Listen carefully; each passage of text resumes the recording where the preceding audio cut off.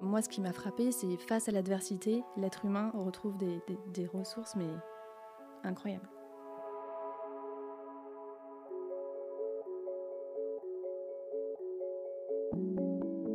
Le cancer est au cœur de la recherche. Et donc, en fait, chaque année, il y a des nouvelles molécules qui sortent. Et ça, en fait, c'est très palpable. J'ai découvert une autre manière de vivre, en fait. C'est-à-dire vraiment d'accepter les gens tels qu'ils sont, ne pas essayer de les changer.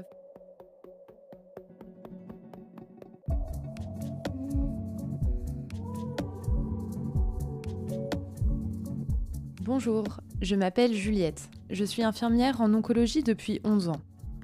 Aujourd'hui, je coordonne toute une équipe d'infirmières chez Résilience. Périodiquement, je prendrai le relais d'Anne-Sophie pour passer de l'autre côté, en donnant la parole à ceux et celles qui soignent les personnes touchées par le cancer. À travers ces épisodes, je vous propose de briser la glace et de mettre en lumière l'humain qui se trouve derrière chaque blouse. Aujourd'hui, je vous invite à écouter une personne que nous connaissons bien chez Résilience. Après avoir exercé au Centre de lutte contre le cancer Léon Bérard à Lyon, Mélanie a rejoint Résilience il y a 3 ans. Infirmière de coordination, elle poursuit son activité à nos côtés et accompagne les patients au quotidien dans leur parcours de soins, à la différence près qu'elle exerce désormais à distance. Mélanie prend le micro pour partager son histoire. Une histoire où vie professionnelle et vie personnelle se sont tout à coup entremêlées. Nous lui laissons le soin de vous la raconter. Je m'appelle Mélanie, j'ai 36 ans et j'habite à Lyon. J'ai choisi d'être infirmière parce que j'avais à cœur de prendre soin des gens. Je ne suis pas issue d'une famille qui est dans le soin. Mes parents sont commerçants. Ils avaient un magasin de chaussures dans un centre commercial. J'ai travaillé en étant adolescente dans leur magasin. C'est pas quelque chose qui m'a plu du tout.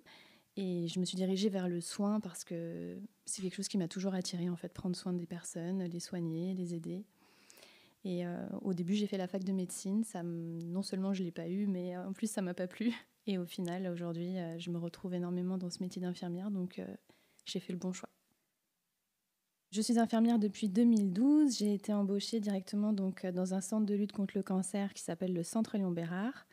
J'ai eu l'opportunité d'être embauchée dans ce centre alors que je n'avais pas fait de stage en oncologie, mais c'est une spécialité qui m'attirait énormément par la complexité, par le fait que ça touche tous les organes, que du coup, c'était vraiment multidisciplinaire et donc très intéressant.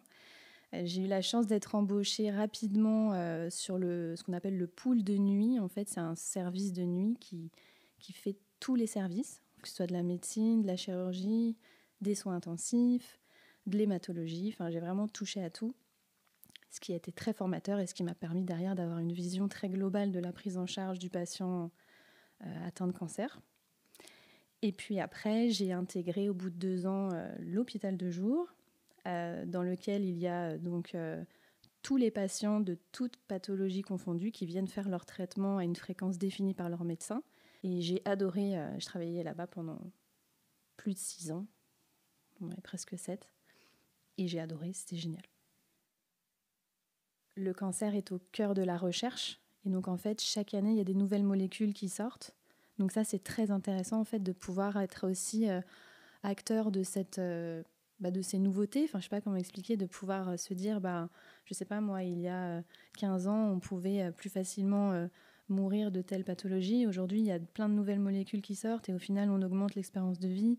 Ou bien, avant, on était très malade pendant des traitements et puis aujourd'hui, on a compris qu'on pouvait administrer telle molécule et donc du coup, il y a beaucoup moins de nausées, vomissements, etc. Et ça, en fait, c'est très palpable. Je peux même citer l'exemple des femmes atteintes du cancer du sein triple négatif. Pendant très longtemps, il y avait beaucoup moins de possibilités de traitement et aujourd'hui, il y a énormément de recherches. Maintenant, elles ont accès à de l'immunothérapie. Il y a beaucoup de connotations. La recherche, c'est très long et c'est normal, il faut faire des études, etc. Je trouve qu'en oncologie, moi, chaque année, à l'hôpital de jour, je voyais des nouvelles molécules sortir et on en voit toujours encore. Donc, ça, c'est très intéressant. Il y a aussi le fait que on se rend compte de la capacité de ressources des gens. Les personnes atteintes de cancer, leur monde s'écroule, puisqu'il y a une connotation très forte entre cancer et mort. Et du coup, beaucoup de personnes développent des ressources inestimées. En fait, moi, ce qui m'a frappée, c'est face à l'adversité, l'être humain retrouve des ressources, mais incroyables. Moi, je me suis nourrie, en fait, de tous les patients que je peux croiser. Forcément, ça permet de relativiser sur son quotidien aussi. Et ça, c'est quelque chose qui m'a toujours plu. De se dire, pour faire le parallèle avec le commerce que j'ai pu vivre avec mes parents plus jeunes, les gens qui vous disputent parce que vous n'avez pas la bonne pointure, en fait, voilà, on en est très loin, quoi. Voilà, plus d'humanité.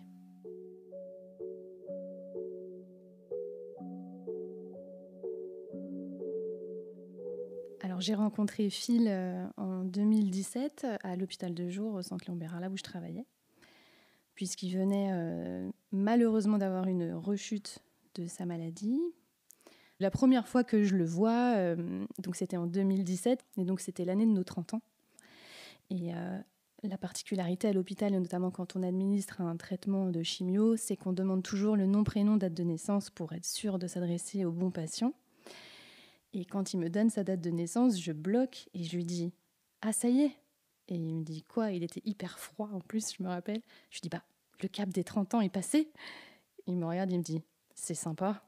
Et là, je rigole jaune, je dis « Bah oui, mais moi aussi, je vais avoir 30 ans à la fin de l'année. » Et du coup, on a un peu rigolé comme ça et on a commencé à se parler un peu comme ça. La deuxième fois que je l'ai vu, c'était, je pense, la fois qui a fait que, du coup, il m'a vraiment interpellée, c'est que du coup, je me réoccupe de lui et une nouvelle fois pour lui administrer son traitement. Donc, je lui demande une nouvelle fois son identité. Et là, il me dit Philippe Morfin, 1er février 87, j'ai toujours 30 ans et je suis toujours pas mariée. Voilà. Et donc ça m'a fait sourire. Là, je me suis dit, ah, vous pouvez pas passer à côté, en fait. C'est vraiment le genre de personne qui rayonne. Donc, en fait, tout de suite, j'ai une de mes collègues qui est mon amie aujourd'hui, Marilène, qui tout de suite me disait, mais monsieur Morfin... mais il est incroyable, et puis il m'a raconté telle chose, et puis il a fait tel truc. Enfin, et du coup, c'est vrai qu'il a un peu touché tout le monde, en fait. Et il a touché tout le monde aussi parce que, forcément, quand on s'occupe de quelqu'un, et d'autant plus quand il nous interpelle, on va aller regarder son dossier pour comprendre un peu son histoire. Et c'est vrai que Phil avait une histoire particulière, puisqu'il était malade depuis l'âge de 7 ans. Pour le coup, Phil a vraiment traversé les années grâce à la recherche, justement. Il était hors statistique pour tout et en plus, il a vraiment franchi les étapes de manière incroyable. Donc, voilà. Et en fait, ce qui s'est passé sur les mois suivants, j'allais voir ma collègue qui s'occupe de placer les patients dans les différents secteurs. Et moi, j'avais calculé en fait quand est-ce qu'il allait revenir, Phil, et du coup, j'étais allée voir ma collègue en lui disant « Il y a monsieur Morfin qui arrive, il est chez moi. » Donc en fait... je faisais en sorte de m'occuper de lui. Et c'est comme ça, après, qu'on a vraiment fait connaissance et puis que notre histoire d'amour a débuté. On est tombés tous les deux amoureux. C'était pas forcément une situation très simple parce qu'on était patients et infirmières, donc c'est déjà pas très recommandé à la base. Enfin, c'est pas quelque chose qui se fait. Déjà, moi-même, au départ, je m'étais posé beaucoup de questions. Je me disais, mais Mélanie, qu'est-ce qui se passe ? En plus, il avait quand même une histoire de vie très compliquée. Il était quand même malade. Enfin, c'était pas anodin. Mais c'est cette force aussi qu'il avait de... En fait, on voyait pas qu'il était malade. Évidemment, il venait à l'hôpital, il venait se faire administrer une chimio, mais en fait, il était pas malade. Il avait une telle force de vivre qu'en fait... ça dépassait tout ça. Et fin d'année 2017, on s'est installés ensemble. Notre quotidien était tout à fait normal, hormis évidemment ces séquences où il se rendait à l'hôpital pour se faire soigner. On n'allait pas du tout à l'hôpital ensemble. Moi, c'était mon travail, donc du matin au soir. Et puis lui, c'était déjà à une certaine fréquence, une fois toutes les 3 semaines. Mais en plus, il y a des horaires en particulier. Et puis il travaillait lui aussi, finalement, il bossait quand même. Il avait monté son entreprise en parallèle. Et je me rappelle même au début, notamment avec ma collègue Marilène, on en rigolait parce qu'on disait mais il vient en chimio, mais en fait il a une vie sociale plus remplie que nous. Il n'est pas fatigué, il fait trop de trucs, il va voir des concerts, Il sort, il fait des randonnées, des treks tout le temps. Enfin, j'ai découvert une autre manière de vivre, en fait. C'est-à-dire vraiment déjà d'accepter les gens tels qu'ils sont, ne pas essayer de les changer. Enfin, je me considère pourtant comme quelqu'un de tolérant, mais là, c'est la tolérance même, surtout, en fait, de ne jamais s'énerver, incroyable, exceptionnel. Je ne saurais même pas, franchement, c'était un cadeau de le rencontrer.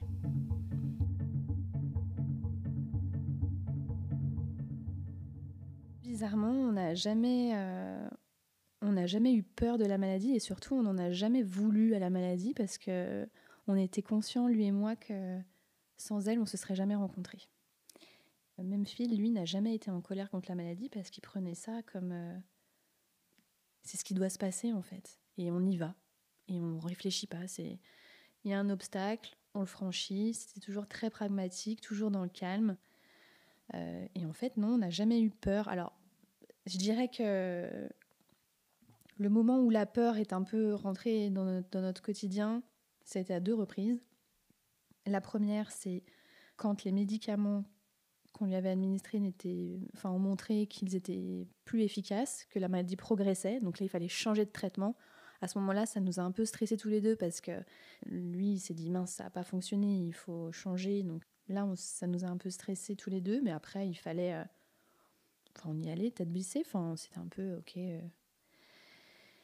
Et d'ailleurs, ce qui s'est passé, c'est qu'il m'a demandé en mariage l'été 2018. Et on avait prévu de se marier en septembre 2019. Et en fait, suite à cette annonce un peu stressante pour tous les deux, on avait besoin en fait de se donner un objectif plus joyeux, plus heureux. Et du coup, on s'est dit, et si on se mariait plutôt cet hiver, civilement, qu'on aille à la montagne et qu'on fasse ça en station, et puis qu'on fasse la fête avec tous les amis, comme prévu en septembre 2019. Et du coup, c'est ce qui s'est passé. On s'est mariés le 8 décembre 2018 à l'Alpe d'Huez. Donc c'était génial.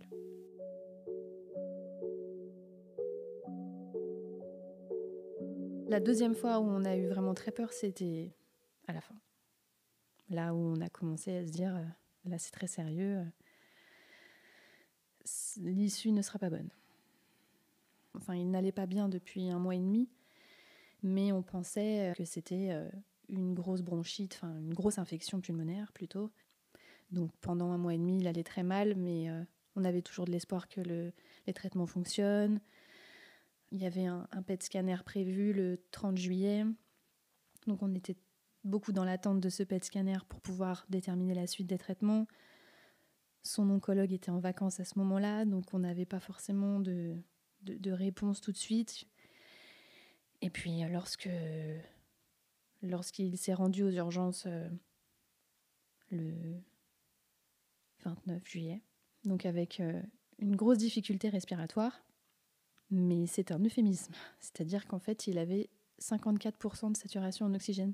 N'importe quelle personne normale, on est entre 98 et 100%. Et 54%, j'ai jamais vu quelqu'un de vivant. Jamais. Jamais de ma vie. C'est juste pas possible. Et puis forcément, ils lui ont fait passer une imagerie en urgence. Et là, ils ont vu qu'il lui restait seulement 5% de capacité pulmonaire. Donc oui, c'est que la maladie avait... Dans le jargon, on dit la maladie, elle a flambé. Voilà.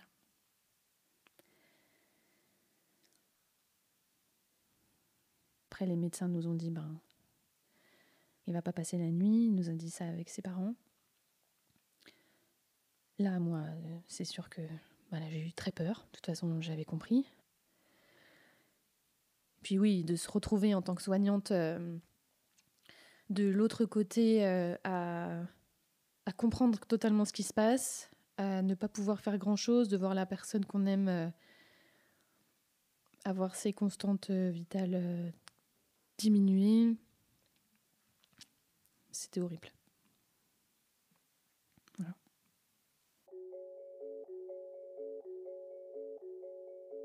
C'est vrai que moi, j'ai eu la chance de pouvoir rester avec lui jusqu'à la fin, de pouvoir lui parler, de pouvoir tout verbaliser, etc. Et après cette nuit-là, évidemment, il y a eu les obsèques. où il y avait plus de 400 personnes. En fait, Phil connaissait énormément de gens, tout le monde l'aimait. Phil était très entouré. Je pense que tous ses amis pensent encore à lui très souvent.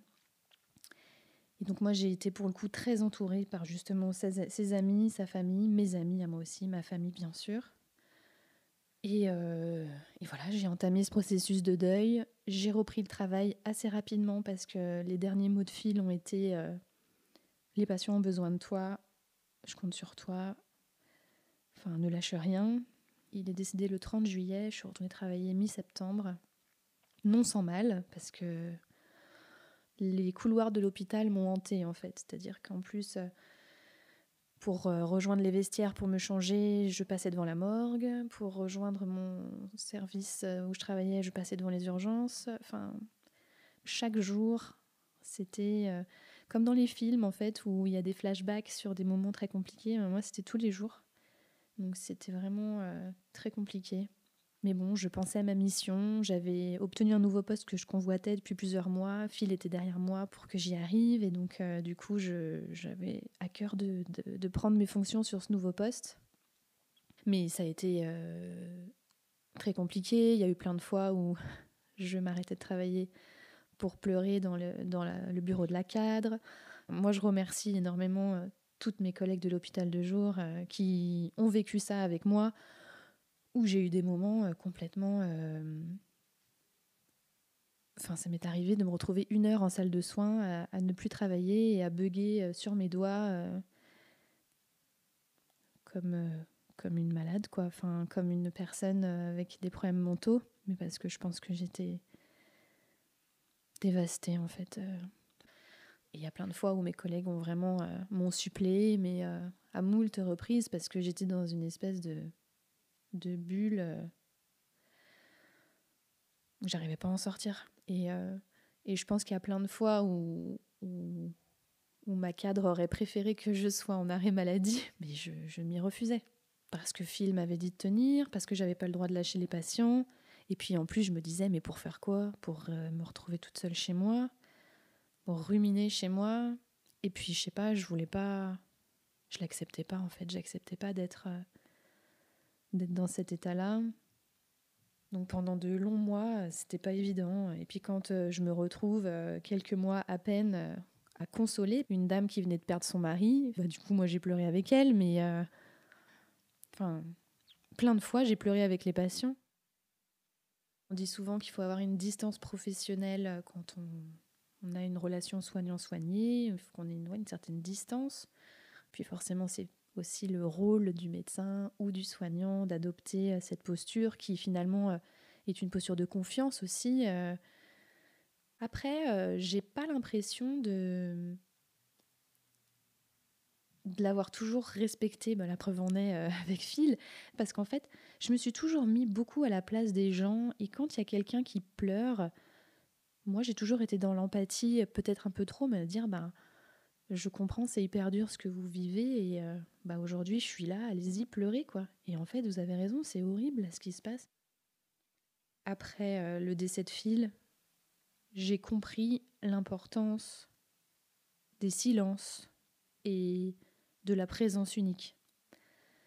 En fait, quand ça va pas, ça va pas. Et il n'y a rien à dire. Moi, j'avoue que je ne supportais pas les personnes qui essayaient, qui étaient très bienveillantes, hein, évidemment, et je leur en veux pas. Mais sur le moment, je ne supportais pas ces personnes qui me disaient « T'inquiète pas, ça va aller, tu vas retrouver le moral » ou « Ouais, mais non, en fait, aujourd'hui, ça va pas, point. Et j'ai le droit de mal aller, et il n'y a rien à dire. Et je ne cherche pas de solution, il n'y a rien à dire. Juste à être là. » Et ça, par contre, c'est vrai que je l'ai appris après l'expérience de Phil, et donc je l'adopte aussi aujourd'hui avec les patients. Quand ça va pas, ça va pas. Et je cherche pas à leur trouver de solution, je leur dis juste, il y a un temps pour tout. Il y a un temps pour être déprimé, il y a un temps pour se relever. Si aujourd'hui ça va pas, faut l'accueillir. Et puis, il y a un temps pour tout.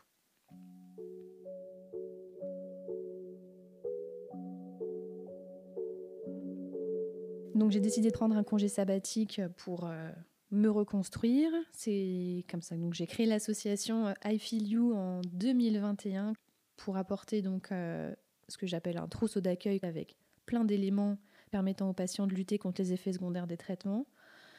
Ça m'a beaucoup aidé dans mon deuil, énormément. Ça m'a permis aussi de faire perdurer d'une certaine manière la mémoire de Phil aussi, puisque l'association porte son nom, et puis qu'elle est vraiment nourrie de mon expérience avec lui. En fait, j'aimais cette idée d'apporter plein de petits éléments pour les aider à lutter contre les effets secondaires des traitements.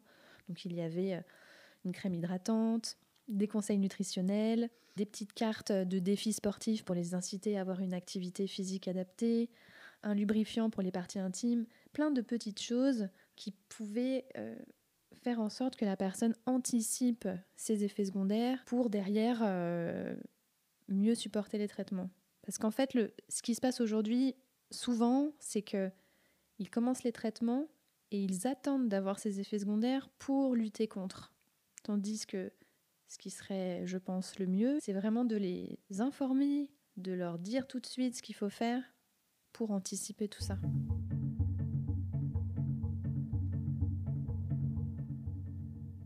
Et puis, pendant la création de l'association, j'ai eu la chance d'être contactée par Céline Lazorte, qui créait à ce moment-là Résilience Cancer. Et en fait, lorsqu'on a discuté ensemble, on a vraiment eu un bon feeling. On avait les mêmes ambitions, je pense, à savoir améliorer la prise en charge des patients en cours de traitement contre le cancer. Et c'est comme ça, en fait, qu'on a commencé à travailler ensemble. Et donc, je travaille aujourd'hui en tant qu'infirmière de coordination chez Résilience. Et concrètement, mon travail, c'est sensiblement le même que je faisais à l'hôpital, à savoir accompagner des patients en cours de traitement contre le cancer. Mais je peux le faire en dehors de l'hôpital et en plus pour une super start-up, sachant que Phil avait beaucoup d'appétence pour les start-up, donc ça a aussi beaucoup de sens. Et ça a d'autant plus de sens que je travaille pour une entreprise qui s'appelle Résilience.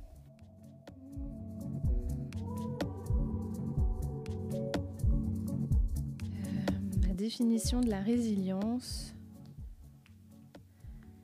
c'est de trouver les ressources en soi pour faire face à l'adversité.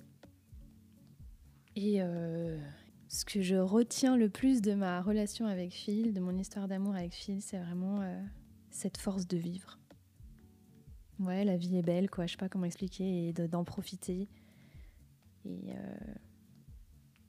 on a tous des hauts et des bas dans notre vie. Et moi, Dieu sait que je suis passée du coup ces dernières années par beaucoup de bas, mais à chaque fois, c'est lui qui m'a donné beaucoup de force en fait.